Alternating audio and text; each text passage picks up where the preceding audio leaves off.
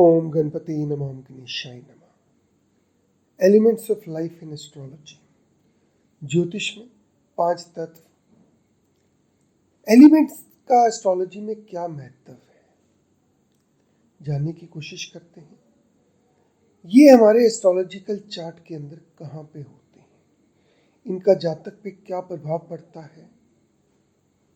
Interestingly अगर आपको elements के बारे में क्लियर हो जाता है, सिर्फ एक नंबर देखने से ही आप किसी की पूरी पर्सनैलिटी, पूरी व्यक्तित्व को बता सकते हैं। जो लोग एस्ट्रोलॉजी को ज़्यादा नहीं जानते, वो भी सिर्फ एक नंबर देखने से ही दूसरे के बारे में काफ़ी कुछ समझ सकते हैं। कैसा होगा उसका व्यवहार, कैसा होगा उसका लाइफ का पैटर्न। तो चलो दोस्तों, जानने की आगे कोशिश करते हैं। हम जानते हैं कि हमारा शरीर 5 तत्वों से बना हुआ है। 5 एलिमेंट्स: भूमि, आकाश, हवा, पानी और अग्नि, यानी earth, ether, air, water and fire. सृष्टि की हर चीज इन्हीं से बनी है। उनके अंदर सबके जो रेशियो है वो अलग अलग हो सकती है। एक पंछी है, बर्ड है जो उड़ता है, उसके अंदर एयर एलिमेंट ज़्यादा हो सकता है। एक हाथी है, उसके अंदर अर्दी एलिमेंट ज़्यादा होगा। तो इनको कुंडली में कैसे समझें, इस बारे में बात करते हैं। अगर आप एलिमेंट का कंसेप्ट समझ गए तो आप सिर्फ चार्ट में सिर्फ और सिर्फ पहले घर यानी कि लगन को देख के आप जातकों को डिफाइन कर सकेंगे, आप उसको जान सकेंगे। कुछ अजीब लग रहा है, क्योंकि हम एस्ट्रोलॉजी में जब सीखने की शुरुआत करते हैं तो हम बेसिक छोड़ के एडवांस की तरफ चलना शुरू कर देते हैं और बेसिक्स को इग्नोर कर देते हैं। जैसे कि आप जानते हैं कि 12 राशियां रहती हैं और कुंडली में 12 ही घर होते हैं। सो 12 राशियों को 4 एलिमेंट में बांटा गया है। क्या है?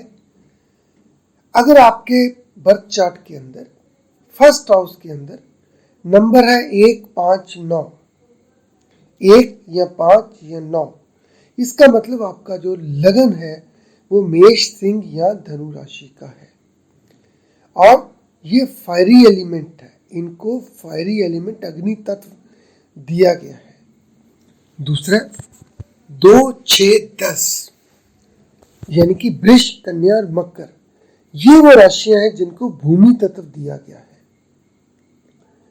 3, 7, 11 यानी कि मिथुन, तुला और कुंभ, ये वायु तत्व की राशियां हैं, एरी एलिमेंट। 4, 8 और 12 कर्क, वृश्चिक और मीन, ये जल तत्व की राशियां हैं, इनका वाटर एलिमेंट है। कुंडली में 12 ही भाव होते हैं, हर भाव में एक राशि, यानी कि 3 राशियां एक तत्व की एक सीक्वेंस में रहती हैं। सीक्वेंस कैसे रहता है? Fire, earth, air, water. अगर हम एक नंबर लेते हैं और इसके हिसाब से अगला जो एलिमेंट फिर वापस आता है, फायर, अर्थ, एयर, वाटर आता है। मान लीजिए किसी के नंबर में फर्स्ट हाउस के अंदर 4 लिखा हुआ है, तो इसका मतलब 4 के बाद फिर 1, 2, 3 एंड फिर 4 आएगा। ये सीक्वेंस रहता है। एग्जाम्पल के लिए हम एक मेष लगन की कुंडली लेते हैं। इसमें सीक्वेंस ऐसे रहेगा: fire, earth, air, water, fire, earth, air, water, fire, earth, air, water. So 3 element, 3 earthy sign, 3 fire sign, 3 water sign, 3 airy sign. अरे एक एलिमेंट तो आप भूल गए, क्योंकि हमने बात की थी 5 तत्व की। 5 एलिमेंट्स, ये 5वां तत्व कहाँ है? 5वां तत्व दोस्तों रहता है आकाश। आकाश क्या है? आकाश जुपिटर है, ये ईथर है, ग्रेविटी है, ये गुरुत्वाकर्षण है, और ये पूरे के पूरे चार्ट में ही रहता है। अगर ये ना हो तो सभी एलिमेंट अलग अलग हो जाएंगे। सो फायर एलिमेंट्स को जो प्लैनेट्स डिफाइन करते हैं वो सन एंड मार्स है। सूर्य जो अग्नि का कारक है, मंगल जो उसको ट्रांसमिट करता है। मंगल और सूर्य दोनों फायर एलिमेंट के प्लेनेट हैं। जल तत्व चंद्र और शुक्र, वायु तत्व शनि, पृथ्वी तत्व बुध है और आकाश गुरु प्लेनेट के अंडर आता है।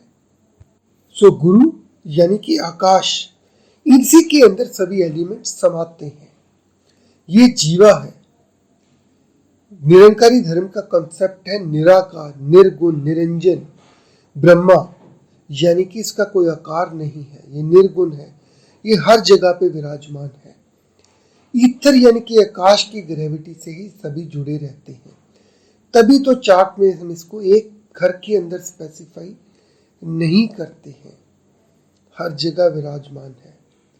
सो चलो वापस एलिमेंट्स की बात करते हैं। कुंडली का पहला घर लगन। अगर आप अपनी कुंडली के बारे में जानते हैं तो आप देखेंगे कि उसके अंदर एक नंबर लिखा हुआ है।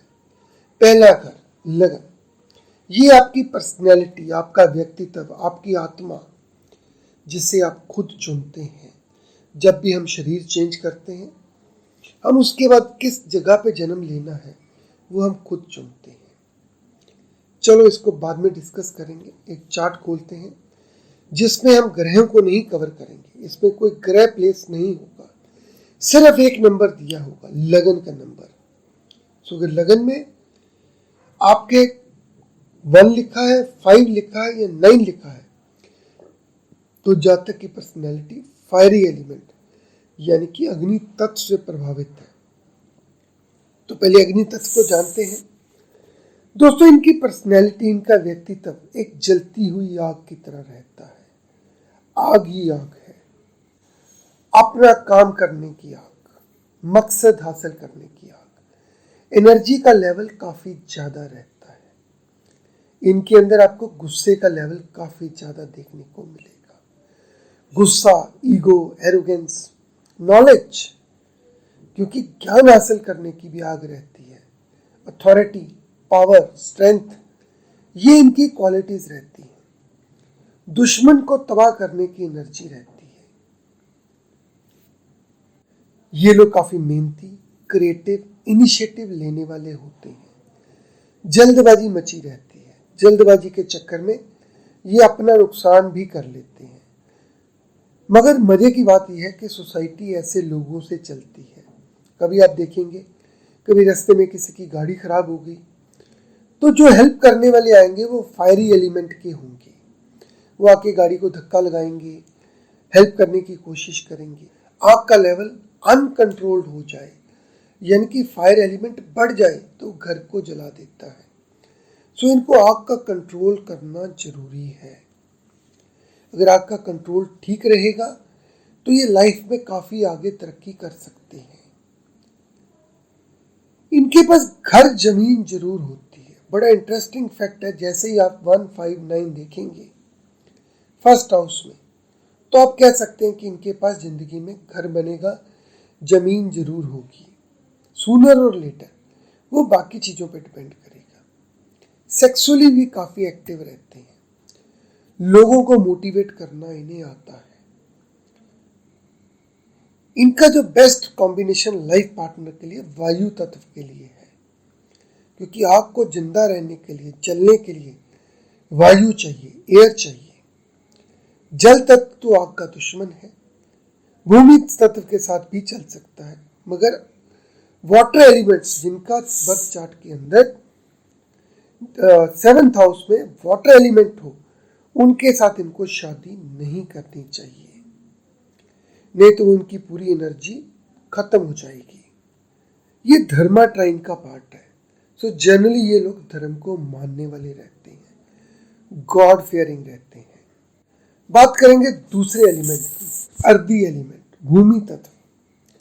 अगर लगन में यानी कि कुंडली के फर्स्ट हाउस में आप पाते हैं लिखा हुआ नंबर 2, 6, 10, यानी कि राशि वृष, कन्या, मकर, कोई भी इनमें से, तो आप समझ लें कि इन लोगों में अर्दी एलिमेंट ज्यादा है, भूमि तत्व ज्यादा है।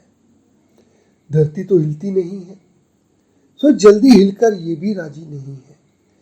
जब भी मौका मिलेगा एक जगह पे स्थायी हो जाएंगे। खाने पीने का इनका शौक रहेगा, सो बॉडी वेट बढ़ता रहेगा।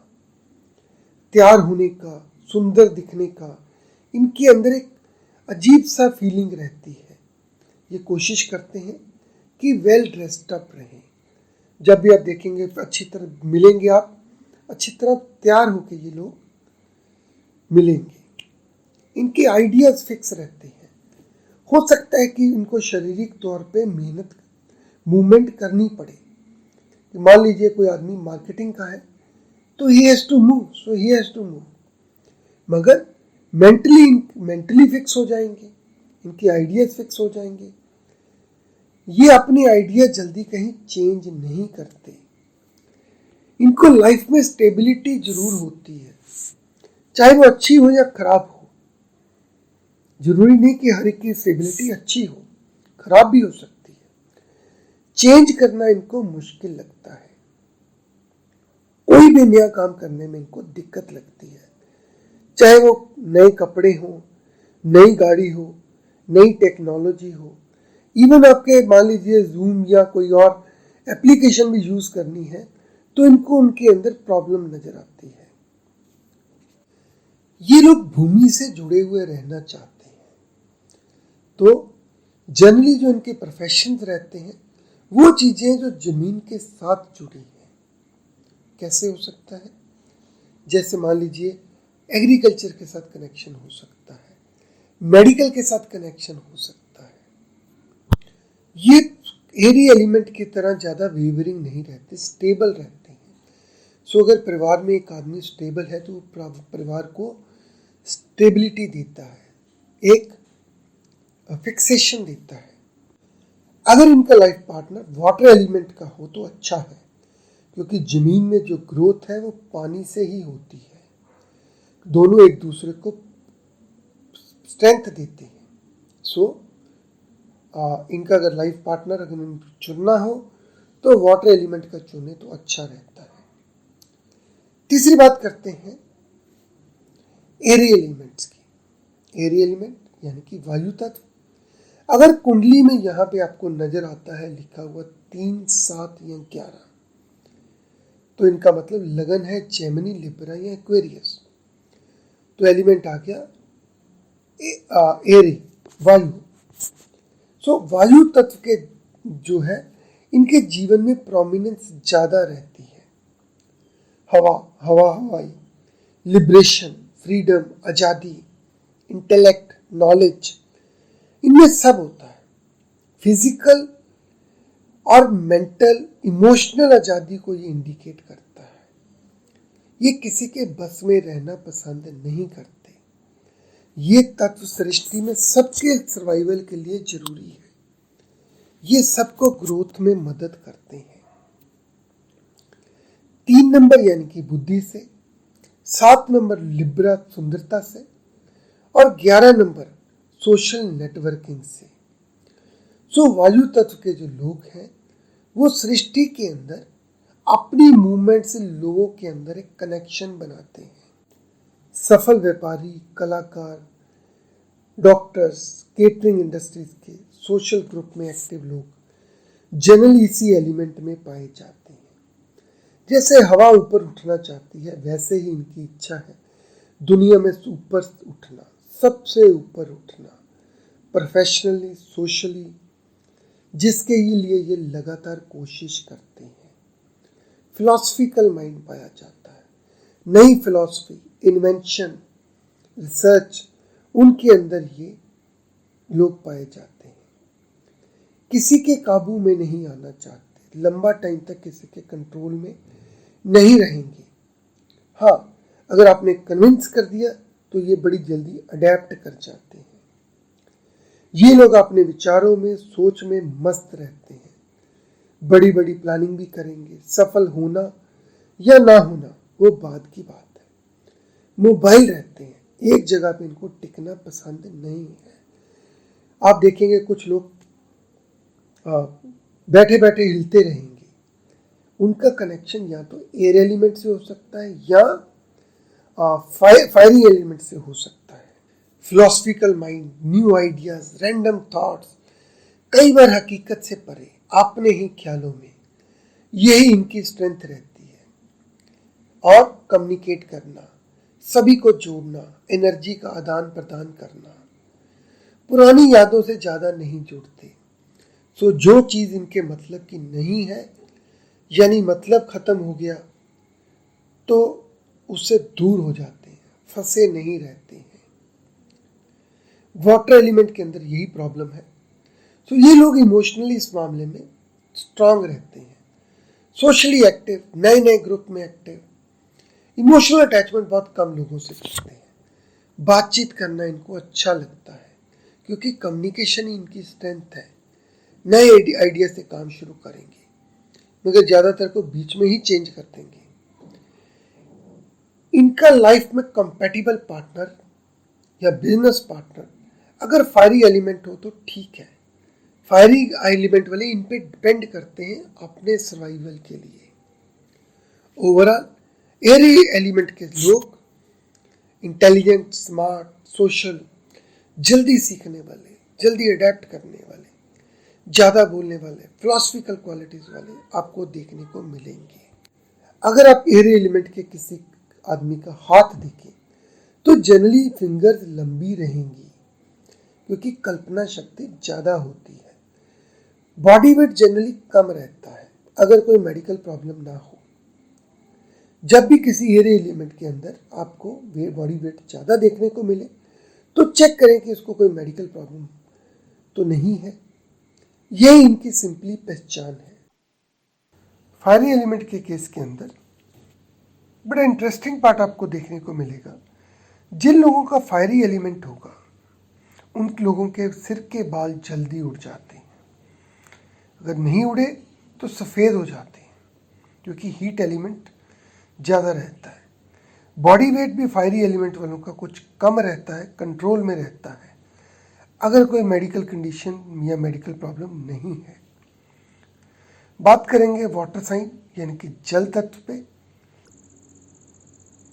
अगर लगन में आपको नंबर मिलता है 4, 8 या 12 तो इसका मतलब जन्म लगन कर्क, वृश्चिक या मीन राशि का है। मीन्स जातक का जो एलिमेंट है वो वाटर है, वो जल तत्व से ज़्यादा प्रभावित होगा, उसमें वाटर का कॉम्बिनेशन ज़्यादा होगा। पानी में इंटरमॉलिक्यूलर स्ट्रेंथ एयर के मुकाबले ज़्यादा और अर्थ एलिमेंट से कम होती है। वाटर इमोशन का साइन है, ये हायर फिलॉसफी का साइन है, ये सोच का साइन है। 4, 8, 12 नंबर मोक्षा ट्राइन है। जब ये मोक्ष की बात करते हैं, डिटैचमेंट की बात करते हैं, ये 4, 8, 12 से है। ये लोग काफ़ी इमोशनल रहते हैं। आपने कभी देखा होगा कुछ लोग मूवी में या सीरियल्स में रोना शुरू हो जाते हैं, जैसे कोई इमोशनल सीन आया वो परेशान हो जाते हैं, किसी के दुख में वो दुख समझते हैं। तो ये ज़्यादातर लोग आपको वाटर एलिमेंट के मिलेंगे। ये लोग दुनिया से जुड़ना चाहते हैं, उनके लिए कुछ करना चाहते हैं, इमोशनल है। कभी सोचते हैं एनजीओ में कुछ दे दूं, एनजीओ चला दूं, बच्चे अडॉप्ट कर लूं, पेट्स रख लूं, स्कूल में गरीब बच्चों की फीस दे दूं, कुछ ना कुछ करूं, क्योंकि इमोशंस इनकी लोगों के लिए है। दूसरों का ख्याल रखना, दूसरों के दिल की बात समझना और उनसे जुड़ जाना, इसीलिए ये लोग दुनिया में मान सम्मान पाते हैं। ये लोग उनके साथ दिल से जुड़ जाते हैं। प्रॉब्लम ये है कि दिल लगाते हैं तो दिल टूटता है और कई बार फीलिंग आती है कि मैंने इसके लिए ये काम किया, मैंने उसके लिए ये काम किया, मैं अपनी सारी ज़िंदगी लोगों के लिए लगा दी मगर मेरे को कोई रिजल्ट नहीं मिला। बस यही बात दिल को लग जाती है। सेंटिमेंटल है, सेंसिटिव है, दिल में प्रॉब्लम को लगा के बैठ जाते हैं। कभी जेलसी की फीलिंग रख लेते हैं। अगर चार्ट में कहीं चंद्र या शुक्र पे अफ्लिक्शन आती है तो डायबिटीज़ या वाटर रिलेटेड प्रॉब्लम्स देखने को मिल जाती हैं, नहीं तो कोई हार्ट की प्रॉब्लम लेके बैठ जाते हैं। वाटर है, बॉडी वेट ज़्यादा होता है, प्रेशर पड़ता है, एक्सरसाइज से पसीना निकालते हैं, पसीना निकला तो पानी कम और बॉडी वेट कम, और 4 दिन के बाद फिर वहीं पे। इंटेंशनली ये एक्सरसाइज नहीं करना चाहते। एक्सरसाइज तब करते हैं जब कंपल्शन में होते हैं। कंपल्शन प्रोफेशन की हो सकती है, कंपल्शन पीयर ग्रुप की हो सकती है, कंपल्शन अच्छा दिखने की हो सकती है, मगर अंदर से इनकी श्रद्धा नहीं है कि एक्सरसाइज की जाए। वाटर एलिमेंट है, नई प्लानिंग करते हैं, उसे एग्जीक्यूट भी करते हैं। काफ़ी क्रिएटिव होते हैं ये लोग, कला के फील्ड में, क्रिएशन की फील्ड में ये अच्छी लाइफ के अंदर प्रोग्रेस करते हैं, कुछ ना कुछ नया सोचते रहते हैं। अब देखेंगे जितने पोइट्स हैं, जितने कोई नए क्रिएटिव राइटिंग वाले हैं, उनका वाटर एलिमेंट के साथ कनेक्शन जरूर देखने को मिलेगा। दोस्तों इसके अंदर 3 एलिमेंट रहते हैं, 3 साइन रहते हैं, 4, 8 या 12। जब हम कर्क साइन की बात करते हैं तो कर्क एक मदरली इमोशन शो करता है, जो बच्चों के लिए कुछ भी करने को तैयार रहता है। ये वो पानी है जो मदर की वॉर्म में वाटर बैलून की तरह है, वो सबको अपने साथ सिक्योर रखना चाहता है। इमोशनल ब्रेकडाउन भी हो जाता है, कई बार ये इमोशन के चक्कर में डिप्रेशन में चले जाते हैं। सो काफ़ी केसेस में आप देखेंगे डिप्रेशन की दवाइयाँ खाते आपको मिलेंगे। दूसरा साइन 8 नंबर वृश्चिक राशि। अभी ये कुएं का पानी है जो पूरा गांव पीता है। जो 4 नंबर है वो ज़्यादा अपनी फैमिली के साथ क्लोज रहते हैं। जो 8 नंबर है उनका सोशल ग्रुप थोड़ा बड़ा हो जाता है अपनी सोसाइटी के लिए। और जब 12 नंबर आता है वो वृश्चिक का साइन, बृहस्पति का साइन है, मोक्षा ट्राइन का लास्ट फेज है। सो ये ओवरऑल सोसाइटी के लिए, क्योंकि 12 नंबर ओशियन को डिपिक्ट करता है, समुद्र को डिपिक्ट करता है, पूरी दुनिया को डिपिक्ट करता है। सो ये लोग इमोशन के चक्कर में डिटैचमेंट में चले जाते हैं। तीनों साइन के लोग आपको धर्म के साथ जुड़े हुए जरूर मिलेंगे। वाटर है, पानी है, सो जनरली इनका कलर जो है फेयर स्किन देखने को आपको मिलेगी। बॉडी थोड़ी हैवी रह सकती है। दोस्तों ये तो था बेसिक कुछ कैरेक्टरिस्टिक वाटर एलिमेंट के बारे में। दोस्तों ये तो था वाटर साइन के बारे में। आप देखेंगे जितने भी एलिमेंट्स हैं या जो राशियां हैं, इनका सीक्वेंस ऐसा है कि हर एलिमेंट के अंदर एक राशि मूवेबल में आती है, एक फिक्स में आती है और एक ड्यूल साइन में आती है। So fix, movable and dual के हिसाब से इनके कैरेक्टरिस्टिक में फ़र्क आ जाता है, मगर जो बेसिक नेचर है वो सेम रहता है। ये एक जनरल एनालिसिस है आपके एलिमेंट्स का, तत्व का, जिनमें सिर्फ आप एक ही नंबर देख के दूसरे के बारे में काफ़ी कुछ जान सकते हैं। जो आप जान सकते हैं क्योंकि चार्ट के अंदर 12 साइंस हैं, 12 ही इसके अंदर घर हैं, 9 प्लैनेट हैं। सो इन सब के कॉम्बिनेशन से सिग्निफिकेशन में काफ़ी वेरिएशन भी देखने को आपको मिल सकता है। आपको ये वीडियो कैसा लगा आप अपने क्वेरीज कमेंट सेक्शन में ज़रूर दें। आपका दिन शुभ रहे। ओम गणपते नमः।